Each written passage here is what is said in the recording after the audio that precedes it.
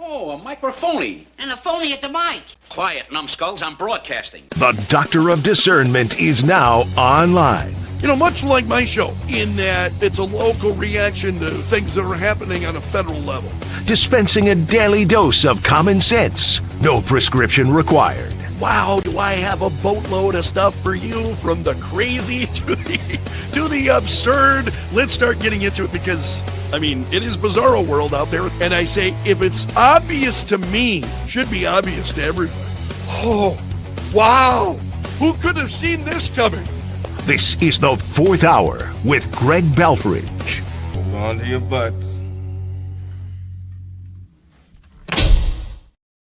Broadcasting from the basement bunker beneath Keller Radio. Welcome to the Fourth Hour. It is great to have you along.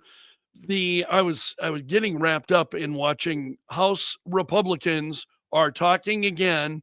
I'm going to pick up the video a little bit later here. House Speaker Mike Johnson, along with others, House Republican leadership, talking about the lack of Democrats getting on board this clean continuing resolution. It's clean, same one they passed 6 months ago, still refusing to move on it. And based on what I see, I think Republicans are pretty unified here. The media would not have you believe that, but I think Republicans are fairly unified. Let's go over to the New York Post. This is really troubling story. I think, a lot of us have been asking, will the Middle East peace last? And now you've got Hamas carrying out public executions. This is just hours after signing. Forgive me, this may be I think the video skipped on. So they carried out mass public executions in Gaza yesterday, just hours after signing the peace treaty with Israel. And you can see it here. They're lined up. You've got victims here that they were, they were killing. It's pretty graphic footage. And then New York, this story is from the New York Post. They go on to talk about who some of these people were and some of the clashes then that occurred. But that is just huge. And I think, reasonable people are asking as to whether or not this peace with Hamas, would it actually last, given what they did to those that they kidnapped from Israel and the number of hostages that were, ended up dying. And now still there are a number of bodies that they, as of now, still have not returned. They freed the remaining live hostages. So, we've seen some of those celebrations here over the course of the last few days. But this is, whether or not this peace is going to last, it remains to be seen.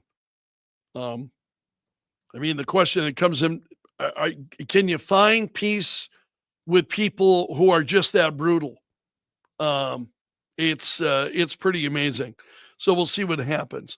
So let's go, come back to this country, and I want to share at least a portion of this as Speaker Johnson, and I stopped him here mid-sentence. This was still ongoing. It's live right now, but I'm going to skim through this a little bit more quickly.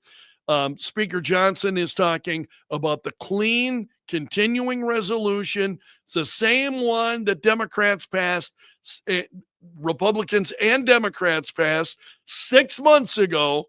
This is the one that Democrats now are refusing to sign off on. I think it's very, very clear that people understand this, and Speaker Johnson's talking about it. The government funding bill that would end all of this immediately. Over 3 weeks ago, the House passed that bill, and you all know the details of it. It is completely clean. There are no policy changes, no partisan riders. You hear this? No tricks at all. Totally clean. Keep the lights on at the current funding levels for a few extra weeks while we complete the normal appropriations process. Now compare that to the Democrats' counterproposal. They're demanding $1.5 trillion in new spending paid for by American taxpayers. Now listen to this. And I want you to be specific. I want us to be specific. I want you to note what that counterproposal includes, because we've not yet gone into all the details of it, because it's large and very absurd. Very Here's absurd. some of the highlights of this. It would reverse common sense reforms that Republicans made in the Working Families Tax Cut that keep illegal aliens off taxpayer-funded health care. This is a fact. Page 57, section 2141 of their counterproposal, as we've been posting everywhere. And it would, they would add the illegal aliens, non-citizens back. See, and it's really clear, I think, that Americans understand this. That Americans understand that what the Democrats are trying to do, this is all about health care for illegal aliens. And the more you clean up the mess, the bigger mess Democrats want to make. It's just absolutely incredible. So I understand why Speaker Johnson is frustrated. Back to taxpayer-funded benefits. It would cost taxpayers nearly $200 billion. They would also. Did you hear that? $200 billion. This is what the Democrats are doing. They want to bankrupt the United States. To remove a very reasonable and modest work requirement that we put on able-bodied young men with no dependents. As we've said, they should not be riding the wagon and taking Medicaid. That is intended for vulnerable populations, the elderly, disabled, and young pregnant women, for example, and not young able-bodied men without dependents who are playing video games. We put that into the law because it's common sense. Their counterproposal would reverse. And I'm all about men who play video games. I'm just saying. They would make in their counterproposal permanent COVID-era Obamacare subsidies without any income caps or any other reforms at all. They would make that permanent. That would cost taxpayers an estimated $358 billion. They would take away the $50 billion that we put into the law to support rural hospitals. They would remove that. And they would send $500 million to liberal news. Okay, I am going to, I think what I'm going to do is I'm going to jump past some of this. I especially want, so that's what it boils down to. I mean, in a nutshell, this is what's going on and what the Democrats want, and it's just absolutely insane. So,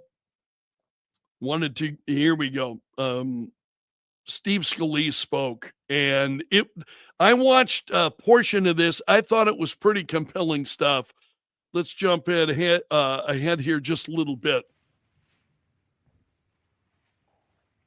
Well, thank you, Chair Fox. And as the speaker talked about, a lot of people say, why have the Democrats continued this charade of shutting down the government and inflicting pain, real pain on millions of families across America?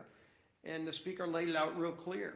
Chuck Schumer filed an alternative bill weeks ago of his list of demands, literally a list of demands that he said have to be met before he releases the American people from this torrential pain he's inflicting. And it includes $1.5 trillion of new spending on far-left wish lists. Things like, yes, taxpayer-funded health care for illegals. It's in Chuck Schumer's bill. How do you feel about that? He guts rural hospitals, all as part of his demand to open up the government. It's not only not serious, it's also destructive. It's something that would actually hurt this country. And why? Also that he can show the radicals and the far left of his party that he's fighting Donald Trump. Everybody knows that's what this is about. Chuck Schumer is scared to death for his political future. He is way more concerned about his political job than he is about the jobs of millions of American families. And it's having a real impact on those families. Today, as has been pointed out, date 14. So again, I'm going to stop him here for just a moment. So who's talking about families? Who's talking about Americans? It's the Republicans. It's Republicans. Democrats, what they're talking about is just, I mean, they're appealing to the far left, the folks in the country. They're trying to appeal to them. God only knows why, what they think the benefit is. Meanwhile, you have Americans all across the country who really feel the pain. And that Chuck Schumer imposed on the country.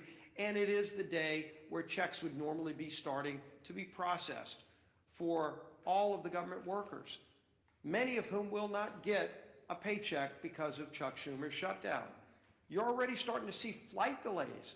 Families trying to go visit a relative, maybe go see one of their family members. John get Duffy married, has been warning go on family vacation. They're not begging able to do controllers that to stay because on the of Chuck job. Schumer's shutdown.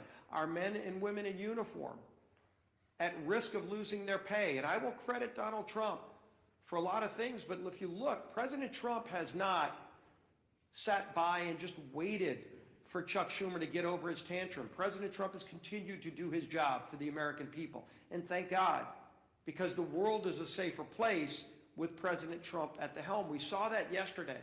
What an historic day. And again, a real contrast. Now, again, he's bringing up a good point here. What a historic day yesterday, what happened in Israel. And I really, honestly, I hope that peace lasts.